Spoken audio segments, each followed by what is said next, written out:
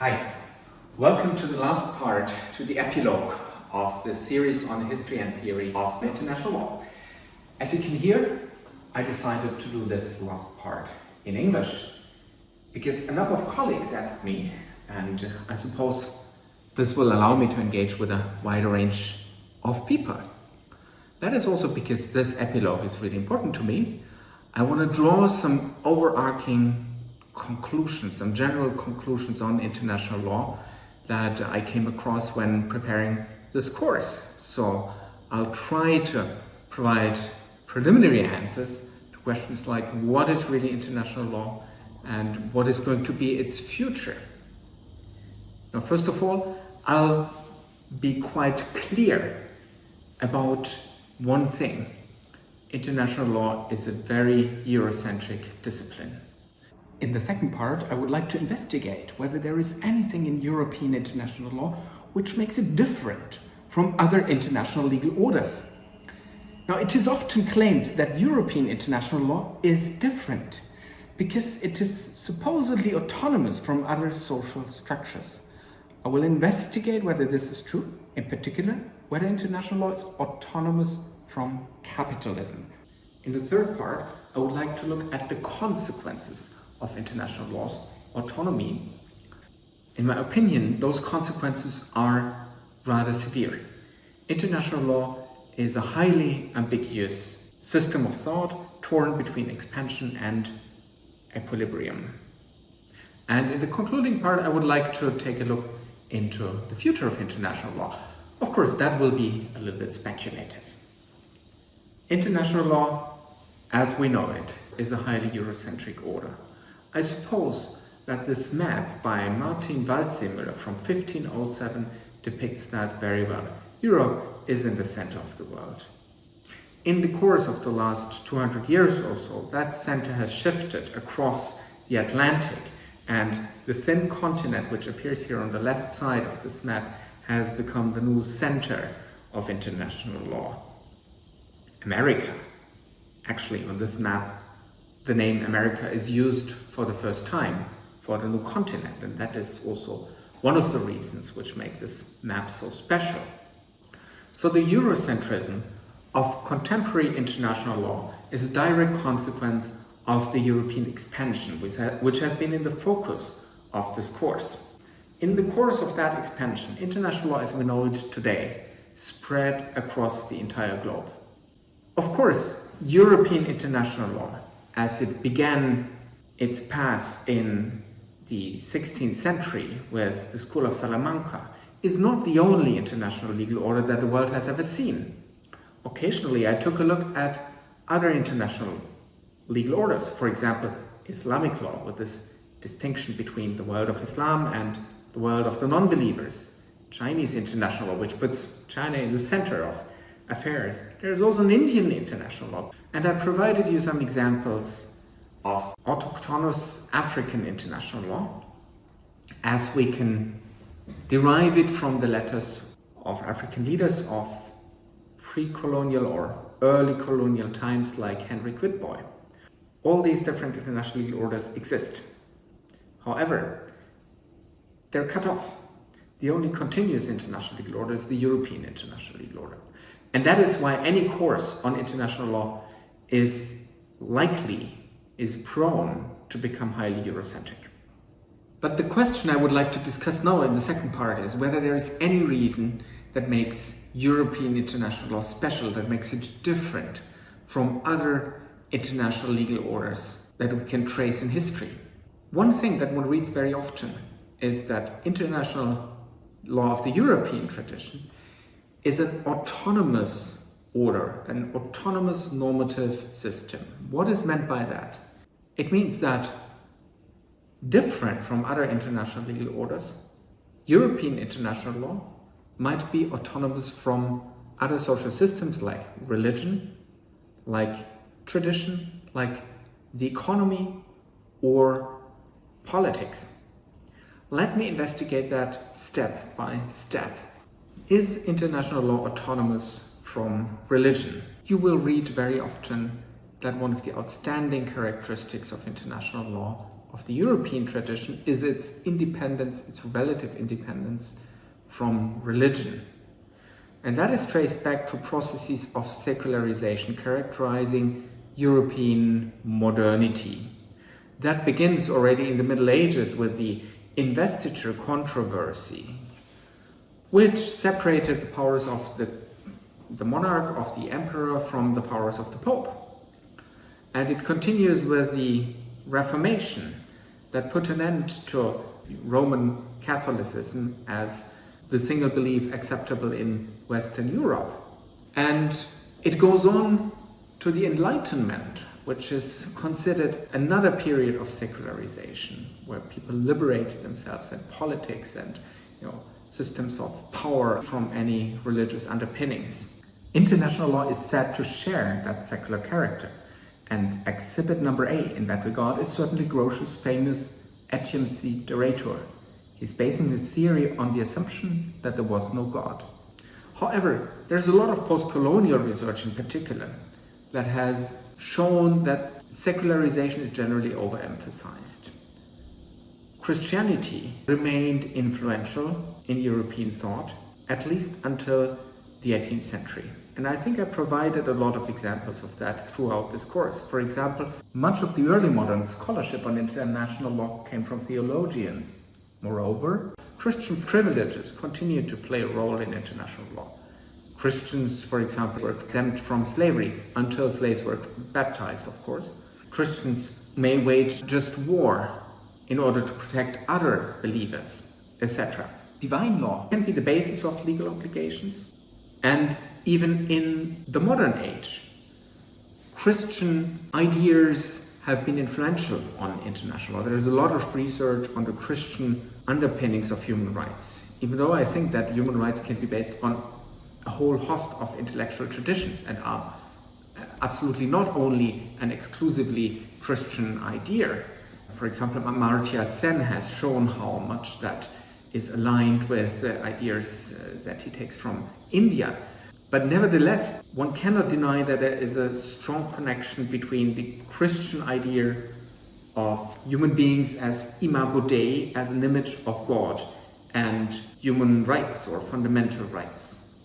Yet my doubts about the secular character of international law go even further.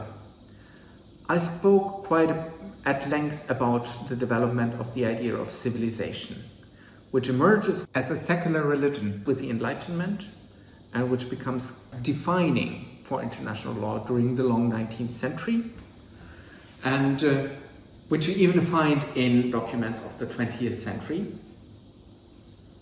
only with the difference that every country is then considered as civilized after the Second World War.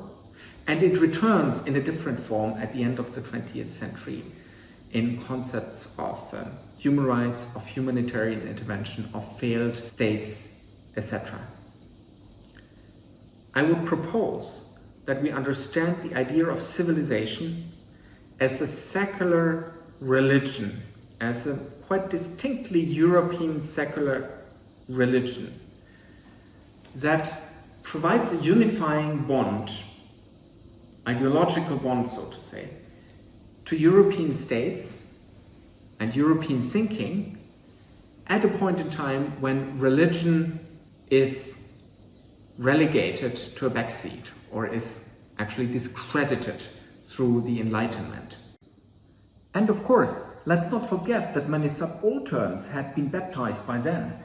Christian faith could no longer sustain European exceptionalism and was replaced by civilization with its racist connotations. So, autonomy from religion, yes, there was some. You can distinguish international law from religion since Grotius' famous Etiam si Deretur. However, let's not exaggerate. I don't think that European international law stands out by its secular character. Second attempt. Is European international law special because it is autonomous from tradition, from traditional epistemologies, ways of thought and structuring society? Now, we spoke a lot about the idea of rationality as one that comes up in European thought at international law's point of origin, more or less. rationality certainly has been the driving force behind the European expansion. Think only of the revolutions in transport and communication that have facilitated the European expansion and that have always led to the advancement of international law. That starts with the invention of printing, Johannes Gutenberg, in the 15th century. And it continues with the naval techniques on which the expeditions by Christopher Columbus and other explorers relied. And of course, the great first convergence of the 19th century with steamships and steam railways and telegraphs is to an important part a revolution of transport and communications, of a very particular technical rationality. Now, it doesn't take much to realize that these advances in rationality and in technology were highly disruptive of traditional social relations. And to some extent, international law became a means of generating trust in these new situations that had been created along the way. However, we should not make the mistake to consider rationality and technological innovations as purely European ideas. In fact, you find them in all societies, in all civilizations of the world throughout history. And so is the law that creates order as empires unfold in whichever place that might be. To illustrate that point, let's take a look at a few maps. You know that I've got a special spleen for maps. And the map you see here, if you turn it on its head, you will easily recognize that it is a map of the world. So Europe is not on the left side, so to say, but on the right side. You can see on the right side in the center the Spanish Peninsula, etc. And from there on, I think it's easy to find your way through this map. Now, this map is a map by Al-Idrisi, the so-called Tabula Rogeriana. He created this map for King of Sicily, but Al-Idrisi was teaching at Fez in what is today Morocco. And he was an Arab scholar, so this idea of mapping the world is by no means European. Here are two further examples. On the left-hand side, you see a map from Shanghai Jing. That's a Chinese book from the 15th century. It's also a fairly accurate depiction, even though it's a bit small size, of Eastern Asia. You see the red dots, those are Chinese cities. I suppose one of them is Beijing. And you can see India and Africa is very clearly visible, but even the Mediterranean is a tiny blue spot in this Eurasian landmass that you can see there. And on the right-hand side, you can see a prehistoric map from Namibia. It's in carving in Twyfelfontein, in a very dry part of the country. And that is a map showing waterholes. And that just gives you an impression of the universality of ideas of geography and the related processes of rationality. So I think we should just not consider this as a purely European idea. My third attempt at investigating the autonomy of international law is certainly the most complex one. It concerns the question whether international law is autonomous from the economy.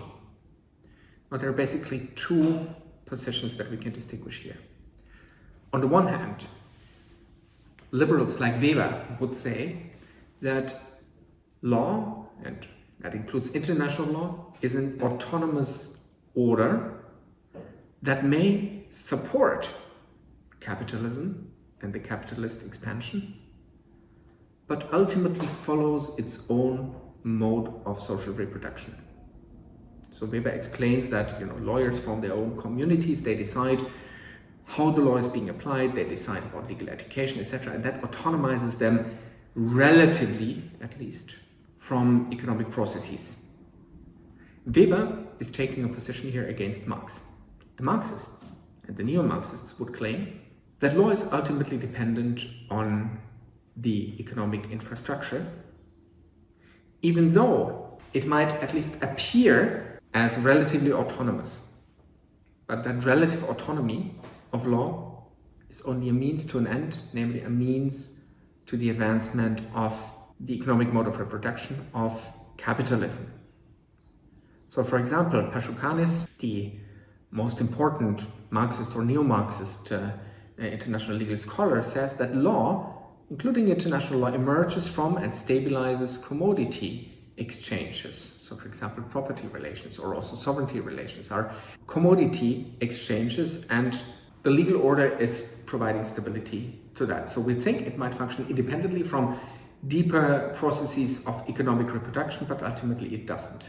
Louis Althusser would claim that law is part of a culture that appears to have some independence, some autonomy to operate according to its own rationale, but ultimately aims at sustaining the economic infrastructure. So the question is, who is right? I will certainly not be able to provide a comprehensive answer here, but all I can do is to provide some clues. And I'll split that in two questions. The first question is, what really is capitalism for the purposes of a history of international law? The second question is, taking this definition of capitalism, what's the relationship between international law and capitalism? Let me first come to the question, what is capitalism? That's the easier question. Well, I think you can distinguish three positions. The first would be a narrow concept of capitalism, according to which capitalism is basically something that begins in the 18th century with industrialization. It is based on private property and on a distinction between private and public, on class differences, on processes of accumulation, and of course on ideas of rationality and the homo economicus as a strategic interest maximizer. Now, if we follow this definition of capitalism, we might consider the law of the 19th century as the consequence of the worldwide expansion of European capitalism, but it would be rather difficult to fit the preceding centuries under the idea of a capitalist expansion, because it would predate capitalism. So international law would predate the capitalist development. On the other end of the scale, we could adopt a wider concept of capitalism, which considers as capitalism any oppressive mode of production or any form of imperialist expansion. Now, that would be all comprehensive and cover far more than only European expansions. And I think that notion of capitalism would probably equal any widest possible notion of civilization. And it's the question what value there is in such a wide notion. The wider a notion is, the less it allows for clear distinctions. Basically, any form of economic growth that the world has ever seen would count as capitalism. So I think it's a pretty useless concept. What I propose to consider as capitalism for the purposes of a history of international law, and just for that, is basically the historical evolution of Europe's economic expansion, which passes through different stages, each of which features a different kind of capitalism that will probably not fit under one generic definition of capitalism, but only under an evolutionary idea of capitalism. In that respect, I pretty much follow Bhupinder S. Chimney, who is distinguishing different forms of capitalist evolution. So we could, for example, talk about early forms like late medieval and early modern cities, and the first banks in Upper Italy, tradesmen and explorers that showed a capitalistic rationale that was focused on economic expansion already. Then, for most of early modernity, up until the saddle time, up until the turn of the 19th century, European economic expansion relies to a significant extent on states. That's the period of mercantilism in all its different shapes, which doesn't mean that private individual activity and initiative doesn't have a place, but ultimately it comes under a public framework and it often thrives on public support. So, for example, the conquistadores, they were very often independent entrepreneurs, but licensed by the crown. The same applies for encomiendas in Latin America. They're also based on privileges granted by the Spanish crown. Now, pirates, like Sir Francis Drake, they could change their hats and become licensed conquistadores or conquerors on behalf of Her Majesty. And then, of course, the history of trading companies has been well researched, and there are early forms of capitalism, there's no doubt about that. Ultimately, however, any inroads they made into overseas territories rely to a large extent on state support. Only the state managed to hold territorial control continuously for a longer period of time. Plantations, settlements, settlement colonialism, and of course slavery are other forms accompanying this kind of capitalism, always featuring close forms of cooperation between private initiatives and governments. A third phase is what I call here the imperial expansion, which basically begins with a settle time in the 19th century, and it's founded on what Richard Baldwin calls the first convergence, or the transport and communications revolution, and of course industrialization, industrial production. P.S. Chimney points out that in the course of the 19th century, that became more and more focused on monopolies, which wanted to secure raw materials and also secure markets for them, and that became a driving force behind colonial expansion. In the interwar and post-war periods, we see a return of the state capitalist forms, but they also have been expansive, even though they were considered as embedded forms of capitalism. So the embeddedness only applied to the Western Hemisphere. And the last stage is the period of globalization, or of financial capitalism, as you also could call it, characterized by the service economy and knowledge-intense forms of production that led to this enormous worldwide spread of economic activity. So we have all these different stages of capitalism that form part of the European economic expansion, each period being characterized by its specific forms of capitalist production. The second question is, what's the relationship between capitalism thus defined and international law? Easily, you will recognize that international law has contributed enormously to the expansion of the European economic order at each stage. I can't go through this in detail. Suffice it to say that international law has protected state economic interests against other states, for example, by concepts of sovereignty, discovery, occupation. And it is also possible to detect many elements in international law that have facilitated the expansion of private economic activity and protected it against state intervention, whether the intervention of your own state or of a different state. Like the jus peregrini, the right to trade and to go to another territory for the purposes of trade, like the idea of mare liberum, of the free seas, of property, which is also protected under the international law, the idea of slavery as such, quite obviously, and ideas of just enemy, which reduced the war and disallowed private individuals to take recourse to force in order to settle their claims.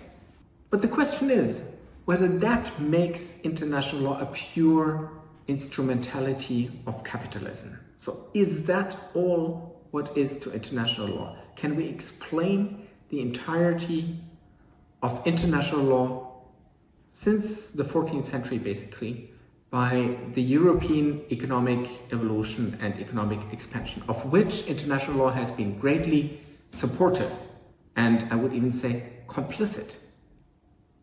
I would suggest, following Weber's theory, that we take a look at the modes of legal reproduction.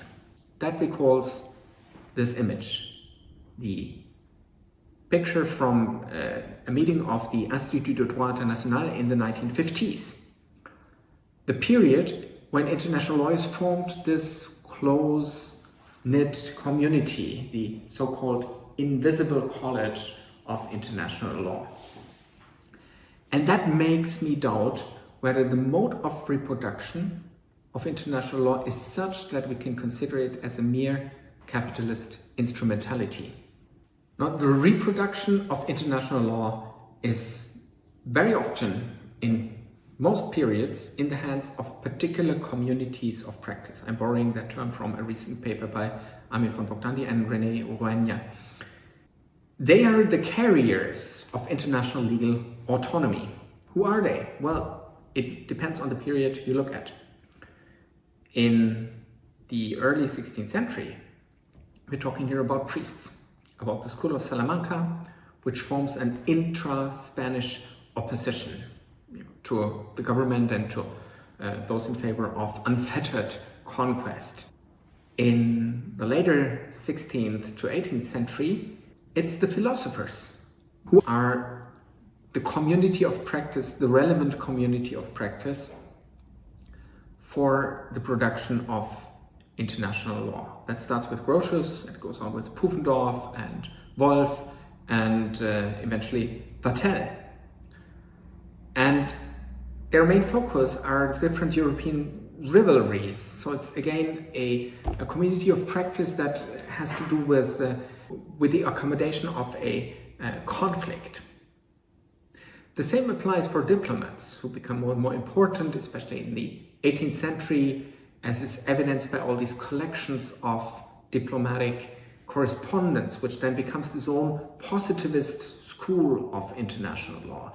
That is quite different from natural law approaches, but they were involved in concrete agreements, in the making of concrete agreements to settle existing conflicts. In the 19th century, diplomats and philosophers are replaced by bureaucrats. In that case, mostly bureaucrats employed by ministries of foreign affairs, who meet at regular or standing international conferences, and they actually meet in person now. And of course, they somehow had to accommodate all the conflicts resulting from European imperialism. In the mid-20th century, there is this invisible college of international lawyers that I just mentioned.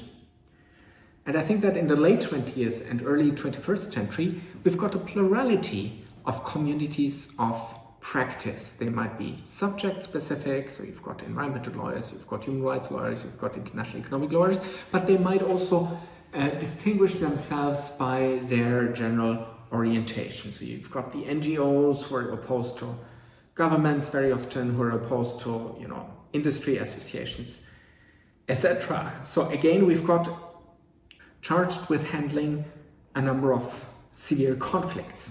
Why am I emphasizing the conflicts characterizing these communities of practice so much? Because it means there is no equivocal idea about international law. There never has been. There have always been different sides to one dispute claiming different ideas about international law.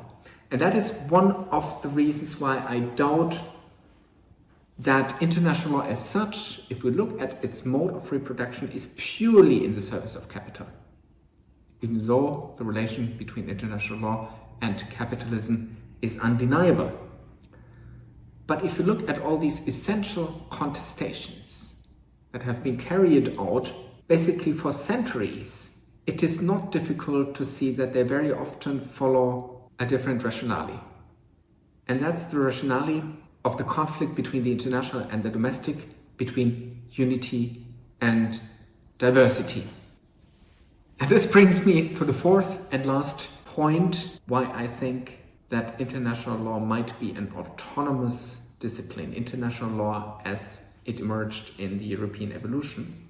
And that's politics, the need to maintain a political equilibrium, which then becomes a source of autonomy. Let me explain what I mean by that. These different communities of practice have had the task of providing stability or providing an equilibrium between various conflict lines within societies, like in case of the School of Salamanca, or among European societies. And that has to do with the political structure of Europe since the late Middle Ages, which is characterized by a tension between diversity and unity. On the one hand, Europe is highly diverse. It's not the only diverse continent. Other continents are also diverse.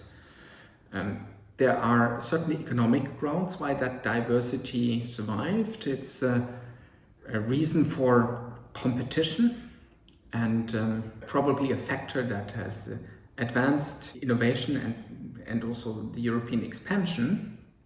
But there are also epistemic, or if you so want, cultural grounds for this diversity. Many different languages, religions, territories, etc. As I said, this diversity is not unique for Europe, but at the same time, Europe is characterized by a high degree of unity. There's this idea of togetherness that you can also see reflected in the international law that has emerged since the 15th century. How can we explain that? No, it is economically rational to cooperate. Europe, by chance, has never had one empire that could dominate all the others. You've always had a number of empires that were just strong enough to control their surroundings, but not Europe as a whole, with the exception of very short periods like the Napoleonic Empire. For the most part, Europe was characterized by a plethora, a multitude of empires, no single one being the dominant one. And so there are benefits to cooperation among these empires and to equilibrium, to keeping the peace. This unity has also been advanced by epistemological, or as you may say, cultural grounds. So a shared history and, at least for some time, a shared religion, until religion was replaced by the concept of civilization. And of course, all these concepts are constructions. So this is to say that there are deep reasons why Europe is diverse, but also unified at the same time. There are economic factors, but there are also cultural or epistemological factors why we have both of these tendencies always at the same time. And that creates a need to juggle unity and diversity and to provide for an equilibrium, to ensure the balance between them. That used to be the job of religion, of traditional forms of authority, which were closely affiliated with a religion, talking about secularism. And it became, in the course of European expansion, the job of international law. It begins basically with Grotius and Gentili, where that diversity becomes a diversity between nations. With the School of Salamanca, diversity only exists within Spain. It's an inner Spanish opposition. But Gentili and particularly Grotius relied on the concepts developed by Vittoria and transposed them, so to say, to the European level, to juggle that conflict between diversity and unity at the European level. I should emphasize that I'm not making an essentialist claim here, but all these ideas of unity and diversity are, of course, social constructions. But the tension between unity and diversity is not where the functions of international law have traditionally ended. Besides juggling this equilibrium, international law also has had to legitimize the European capitalist expansion. I suppose that it is this dual function where the source of international law's autonomy resides. On the one hand, international law has had to safeguard the equilibrium between various European powers with oftentimes imperialistic aspirations. Not any of them prevails massively or permanently over the others. On the other hand, it was to ensure the legal basis of the global expansion of European powers, both on the continent and overseas. International law has had only one conceptual toolbox for both functions. There has been only one international law for keeping peace in Europe and for supporting the capitalist expansion. I suppose that this potential tension and conflict is the true source of international law's autonomy. International law cannot therefore be reduced to the capitalist expansion alone. It also results from the capitalist expansion originating in a very idiosyncratic historical setting on a continent characterized by unity and diversity and the need to balance both of them. So to sum up this part on autonomy, international law indeed turns out to be an autonomous social order. One cannot simply reduce it to the capitalist logic of expansion alone. It is more than just expansion. It is at the same time subject to the political logic of equilibrium. Let me show in the next part how international law reflects this tension between expansion and equilibrium.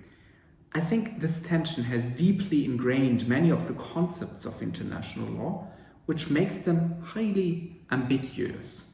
This tension between expansion and equilibrium leads to processes of exclusion and inclusion, to concepts that allow distinguishing the outsiders and objects of expansion from the insiders who participate in the equilibrium. Now, the problem is that concepts of international law always have to serve both sides. They're Janus-faced, if you so want, and that makes them highly ambiguous. Here are a few examples of concepts which are torn between this logic of expansion and the logic of equilibrium. Take, for example, sovereignty. International law puts a blind eye on empire. It's interesting. One of the most interesting features, I think, of this course, that international law is so focused on sovereignty, even though empires have been the dominant political entities of European expansion. But to talk about empires and elevate empires to a special status of international would be harmful to equilibrium. Sovereignty, by contrast, is a notion that is in theory much more accessible to a much greater number of entities. Sovereignty, therefore, was tied to notions of civilization that would make it difficult for outsiders to accede to the status of sovereignty. But the history of international law is full of claims to sovereignty by non-European peoples. And that is also part of the history of European law, the struggle about inclusion. Another example would be rules relating to the use of force. They also have two sides. On the one hand, their point is to secure equilibrium, and be that only in Europe. But the rules applying to the use of force in Europe are no different from the rules applying to the capitalist expansion, at least since European international law became universal in the 19th century. You always have the same rules that operate in both directions, and this makes them highly ambiguous. Or take another example, human rights. On the one hand, it is well known that human rights have been a tool allowing rich and powerful states to intervene in poor states and mingle with their internal dealings.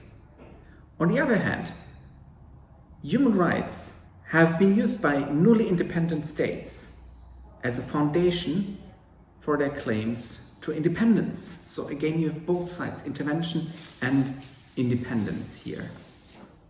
In this sense, to blame international law for its ambiguity seems a bit futile to me. This brings me to Martin Koskiniemi and critical legal scholarship. Now, I mentioned Martin Koskiniemi's From Apology to Utopia, which has as a central thesis this ambiguity of international law. And he considers international law's ambiguity as pathological, as a bug that renders international law unjust. I believe this view is based on a false analogy of international law with domestic law, with a legal order that is dominated by courts. Courts, as we've seen, only play a marginal role in the development of international law. Only in the most recent decades, they've taken up an important role. For the most part, international law is charged with managing the tension between equilibrium and expansion without courts. The resulting ambiguity is a feature of international law. It's not a bug.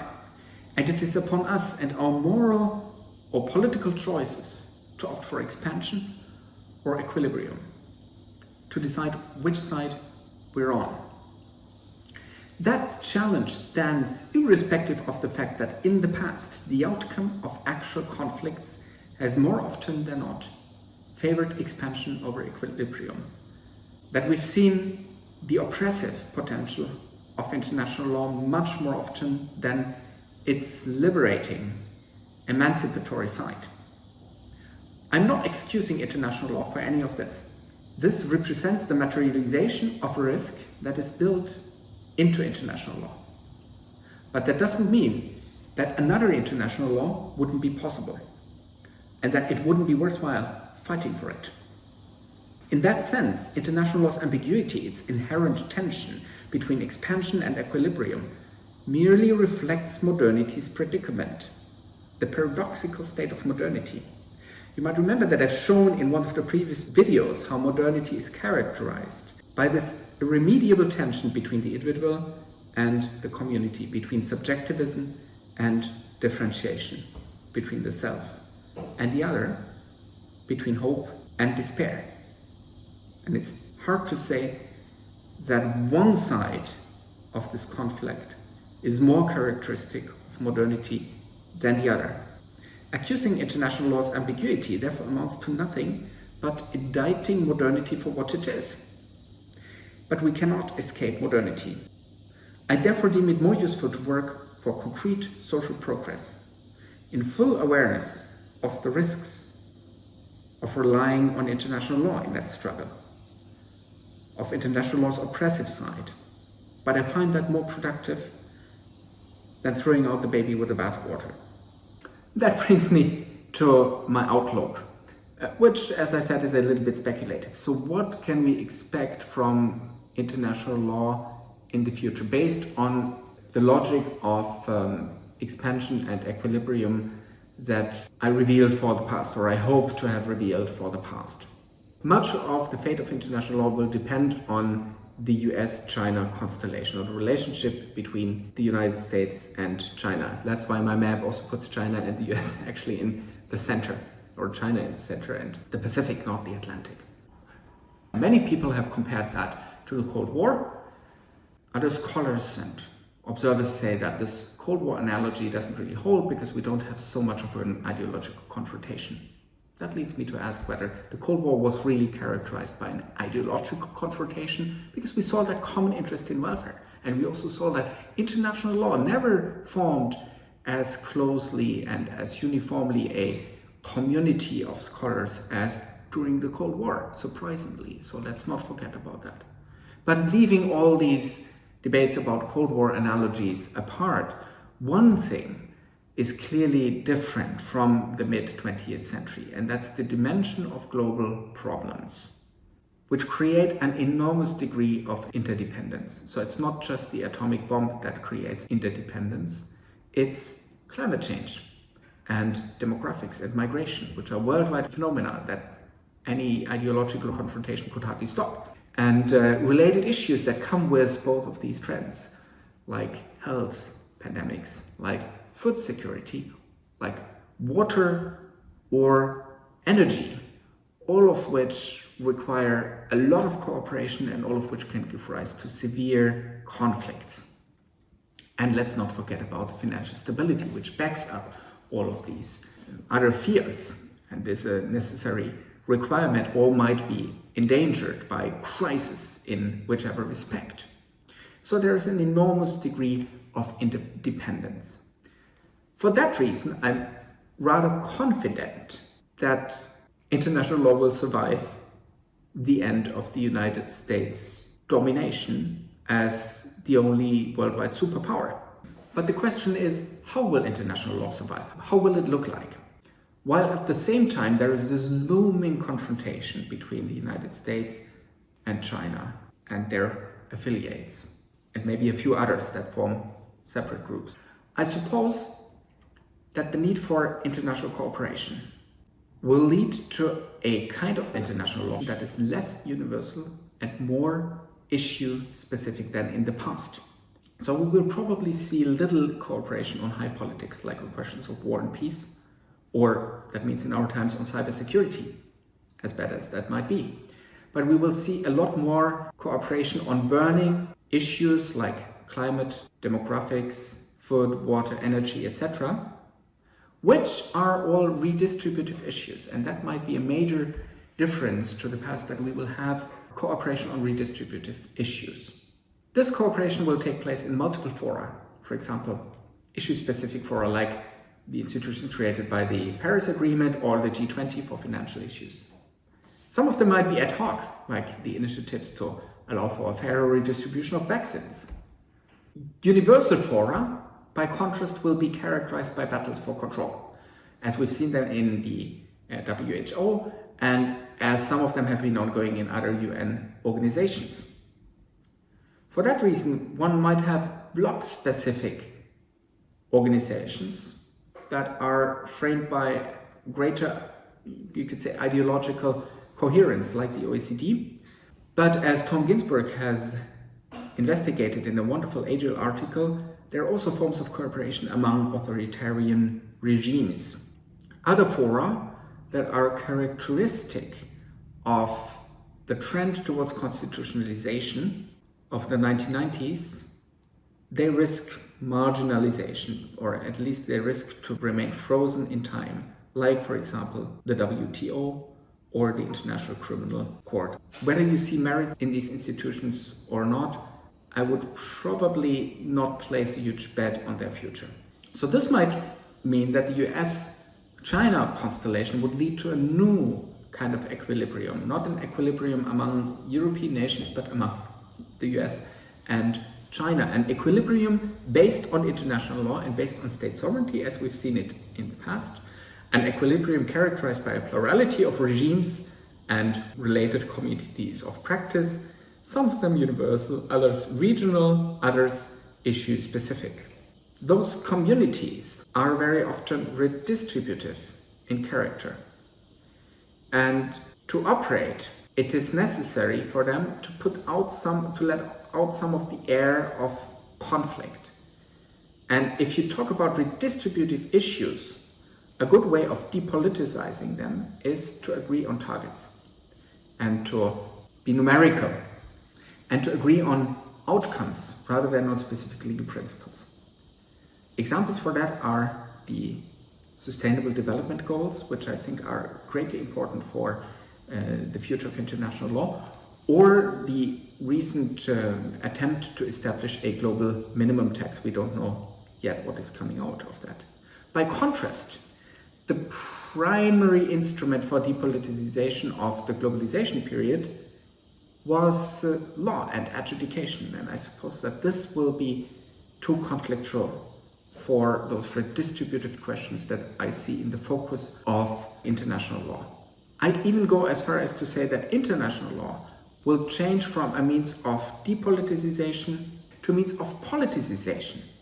So international legal principles, especially human rights, advocacy, but also constitutional principles like transparency, will remain important means for advancing progressive ends, for regional fora, but also perhaps for universal fora, but they will probably not be organizing principles for the redistributive tasks ahead. So if you force me to say whether I see a future for the constitutionalization of international law, then I doubt whether it will lie in the principles of democracy, human rights, and the rule of law that came to be international constitutional principles in the 1990s. I'd rather say that it might reside in principles like sustainability, or even in specific targets that help to solve concrete problems while maintaining unity in diversity. So, famous last words, what does that leave us with? International law being torn between expansion and equilibrium, and it's likely to remain like that. International law is not going to resemble national law anytime soon. International law is not going to liberate itself from all the tensions that it expresses. It is rather going to remain complicit in many of the ills of the world. It's going to remain a rather imperfect system for juggling all the disputes about power and counterpower. In that sense, I would happily agree with you that international law is a bad way of organizing international relations, except for all the alternatives.